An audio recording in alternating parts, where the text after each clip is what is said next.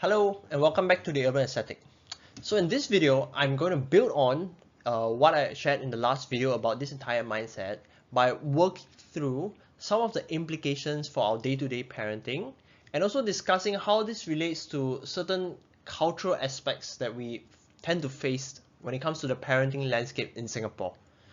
All right, so the first thing I'll go through is the two questions that I raised at the start of the last video. Right, and the first relates to enrichment classes.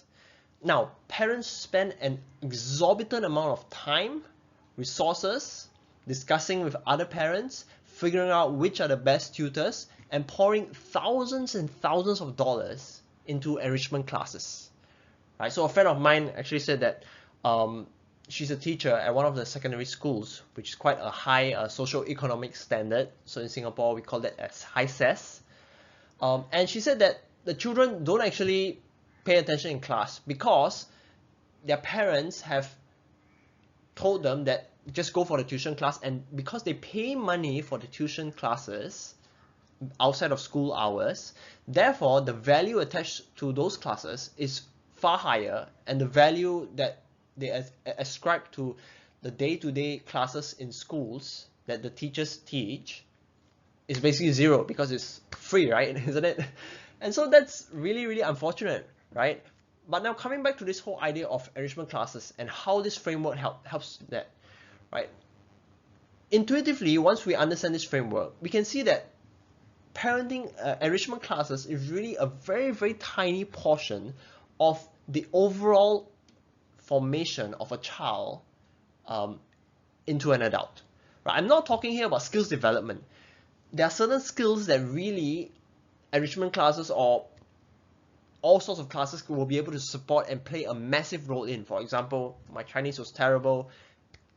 Going for Chinese classes is going to help me in that aspect and improve my Chinese. But I'm talking at a more fundamental level. How is a child being formed into an adult? Their character, who they are as a person, right? And therefore, enrichment classes is a very, very small proportion. And so, if you're investing that amount of time and money into enrichment classes, well, the question is, are you doing the same for investing the same kind of resources and time into your marriage and into yourself? Or are you, as most parents in Singapore would do, going to work, coming back home and pouring most of your money and attention for your children into those classes and ferrying them from one class to another? Right? So really this is a misunderstanding, and this framework hopefully helps to put the entire paradigm, which is very common in Singaporean society as well as many developed countries around the world, and put the entire mindset to shame, right? Because there are far more important things you can do. And so if you really, really love your child, what then does that mean for the way in which you parent and your approach towards enrichment classes? Right, so a lot of times parents will say, hey, I'm going for this class, which classes are you going? And I just want to explain this whole thing to them, right? But I can't in that conversation that happens on the fly. Now, the second question that I raised at the start of the last video was, where and how should I prioritize my time, right? Because most parents, especially when your children are younger, you feel almost swamped. The moment your child wakes up, there's no time for you the entire day. And if there's any time, it's when your children are sleeping and you need to walk on tiptoe. Now that mindset as well actually is very reactive, and I would say that it hasn't really thought carefully about what is important in parenting and for ourselves, right? Rather, we want to actually protect the time, and if our children are sort of nagging at us, we want to come to a position, whether it's having someone else take the child for a while, or helping the child to sort of play on their own, to respect the time that we can have for ourselves and our marriages. Right? I've also heard this phrase that parenting is so hard, and the most recent time I heard it was after a talk about AI. Right? The speaker was talking about how AI is going to affect our parenting in the long run, and while there were some positives, most of it was really doom and gloom. Right? AI is going to cause our children not to be able to write essays on their own because Gen AI can do all of that for you, and there's a whole host of concerns around safety, online safety, privacy, as well as exposure to dangerous content online, right? Or even getting scammed, so on and so forth, right? So the parent sort of came out of the talk and it's like, oh my goodness, I'm screwed, right? parenting is so hard in life today, in today's culture and climate, right? And in a sense, I sort of empathize with the parent, but at the same time, once you have sort of this framework that really addresses the more foundational formation of our souls and our children's souls, actually, I would say that parenting does not need to be as hard as we make it out to be. Right? Once we understand this, actually, parenting can be a lot simpler and more straightforward than what our culture tells us. Right? Because this whole idea of imitation and repetition is probably going to remain true in the next 20 years or 50 years, regardless of what AI does. Right? Unless AI, starts to replace us as parents, then that's a different story and we have different problems to solve. Right? But other than that, this framework holds true, and once we have sort of gotten this foundational piece right, it will flow over to the parenting, and therefore, parenting is we will still have to deal with all those difficult things as and when they come, having conversations around sexuality with our children, helping them to work through online AI, so on and so forth, right? Technology, right? But we won't let those, once we have this framework in place, those are things that we work through and we understand their place in the overall picture, right? So think of it like, you're on a ship, right? If you are very, very clear and convicted about the direction that you're going, well then when the storms and the waves come, they won't overwhelm you. You still have to work through those, but because you are clear on your conviction, you understand where those pieces play, right? But if you're not clear on your conviction, it follows that the moment there's a new phenomenon that comes out, a new technology that comes out, a new friend that says a certain thing, well, chances are you're going to be very overwhelmed because you're always reacting rather than thinking through things proactively and deciding your strategy and then having those building blocks fit in as and when, right? Now, there's also this funny expectation that I commonly hear from parents, right, whereby the parent expects their children to be better than themselves, right? So, for example, the parents say, "Stop using the phone. Why are you using the phone all the time?" And the child immediately retorts, "Yeah, but Papa, you also what?"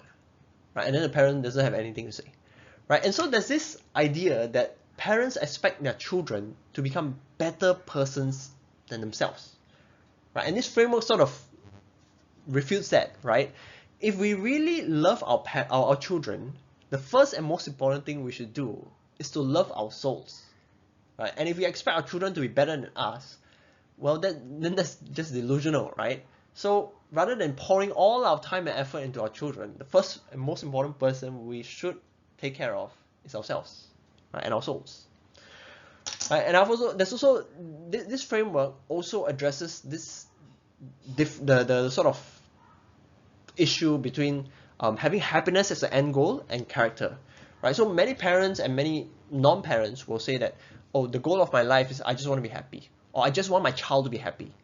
But can I suggest that if that is your goal and if you've thought through that, you're probably in trouble, right? Whether for yourself or your child, right? Because what exactly does it mean to want to be happy, right? Typically, that involves material wealth, comfort, and some kind of experiential, whether that is going on a holiday every now and then or being able to afford experiences that we want to try, right? And all of that can largely be achieved by material wealth and money, right? But this parenting framework goes a lot deeper, right? You see, if you want your child to be happy in this material sense, well, first you pour all your money into your child. That's one way to do it. But even then, your child is going to face suffering. They might fall sick. Things may go wrong. Other people may treat them poorly, and that's all going to jeopardize their happiness. And you can't control a lot of these things, right? So that's a very superficial goal and way to view life, right? The deeper and more precious gift is to give them the gift of character formation, because regardless of whether they have money, they have no money, they have a holiday, they have no holiday, they have good friends, they have friends who betray them, whatever happens to them, character formation is the one single thing that will be able to hold them throughout the ups and downs of life, right? And character formation is what ultimately drives a deep sense of joy that the world cannot just steal away, and to derive that deep satisfaction, right? That really, actually, truly makes a person happy, not in the superficial sense, but in the sense of the soul is happy. Okay, so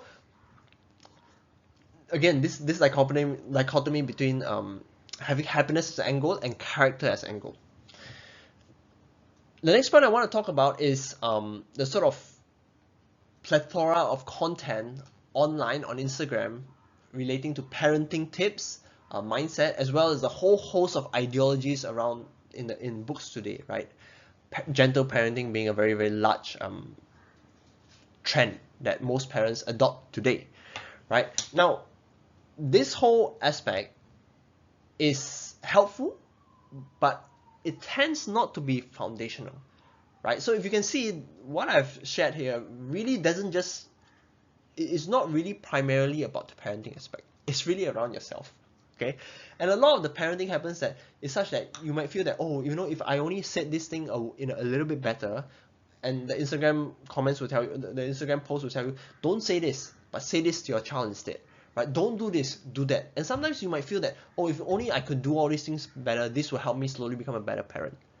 But with this framework, you will see that really that is still within the parenting space. And the more foundational space is actually who we are as persons and who we are becoming, and working on that.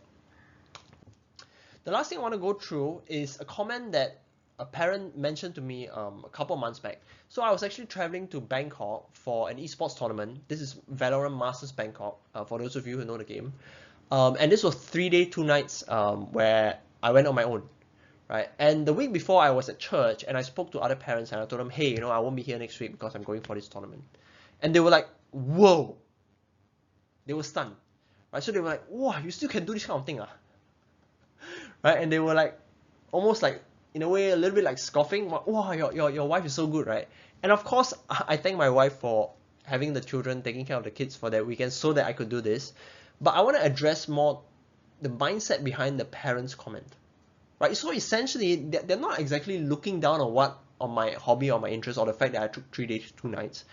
But I think what is implicit in their worldview is that play or this kind of extracurricular activity is something that goes out of the window once you become a parent, right? Once you become a parent, it's all work and responsibility and parenting, right?